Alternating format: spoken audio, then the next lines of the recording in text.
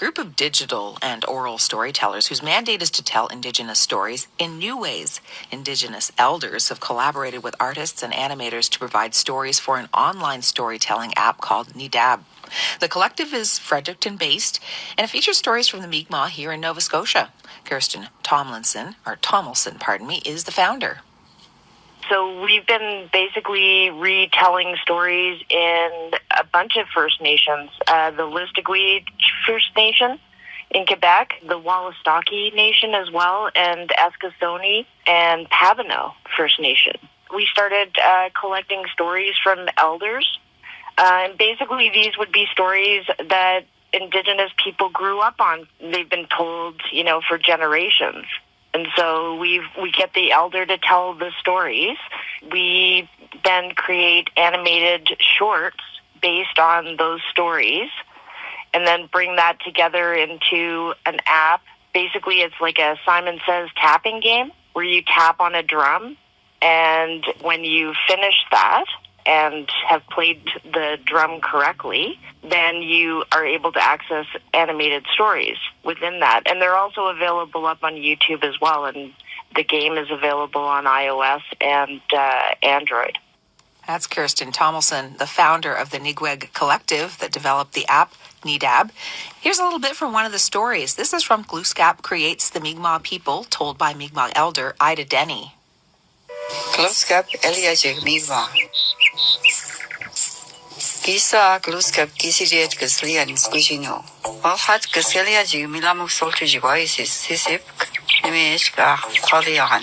Nasik Silhatkas, Nudas Ninaduanin Kudinegum. Fluida Dopile Squishino, Mi'kmaq.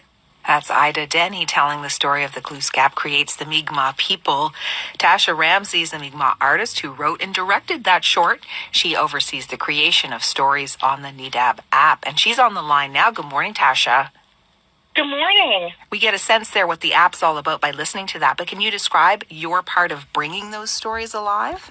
I think about what stories I want to tell, what I want to work with my elder. Every artist works with an elder.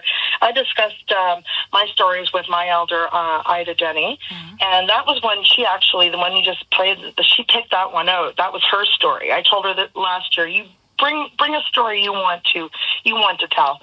We just kind of rounded out the characters on that one, and we introduced more characters. And I mean, that's one of my favorite videos. That one's super cute.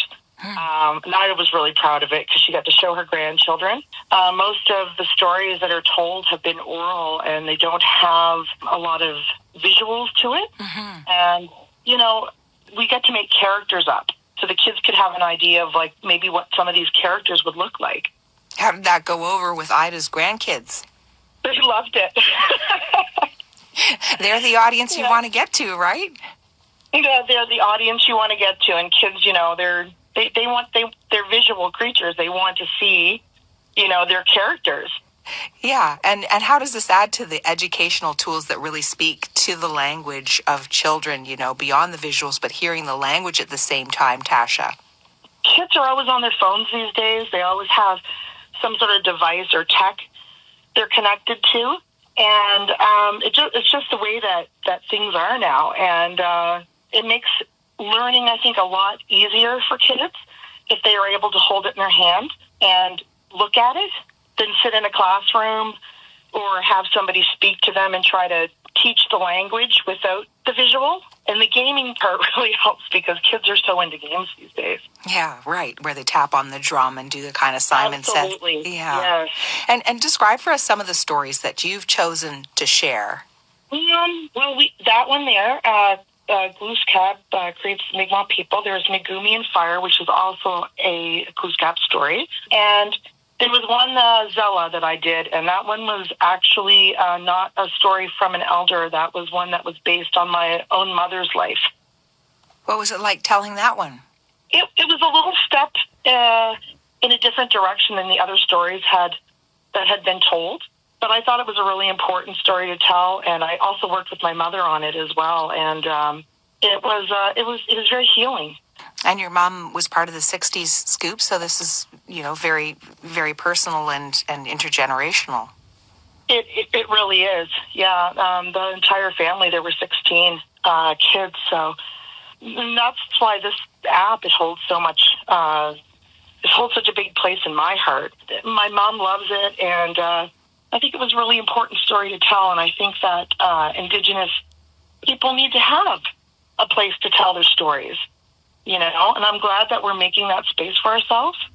How are you finding the experience with the language itself as you sit down with the elder Ida, who we heard earlier, that you're working with? It's really an amazing experience for me because coming into this, I knew a few words. I'm certainly not by any means fluent. Ida's taught me so much, and she's directed me to go forward and find other resources as well. So I can't really explain what it feels like to learn something that you hadn't previously had a lot of knowledge of, but it resonates in your heart. It starts to sound like music. The language itself, it sounds like music to me. It sounds like a real gift. It really is. I feel this project we're doing is a gift. It's not just a gift to the culture and to people that are using the app and the kids, but it's a gift, I think, for the artists themselves. The artists that are involved and the elders are reconnecting. Well, Tasha, it's a real pleasure to talk to you and to hear how that's gone for you and for your family, too, in creating these stories and these shorts. So thanks so much for telling us about it this morning. Oh, thank you for having me. And I hope everybody downloads it and enjoys. Well, we're sure familiar with downloading apps, and this might be one of the more meaningful ones we have on our phones. Well, Lal and Tasha. Well, Tasha Ramsay's a Mi'kmaq artist who's part of the Nigweg Collective. You can play Nitap for free on iOS and Android. It's spelled Nitap, Nitap. For more information, you can visit nigwegcollective.com, and you can also enjoy the animated stories on the Nigweg Collective YouTube channel. It sounds like a lovely watch. I might have to give that a watch once we're off air.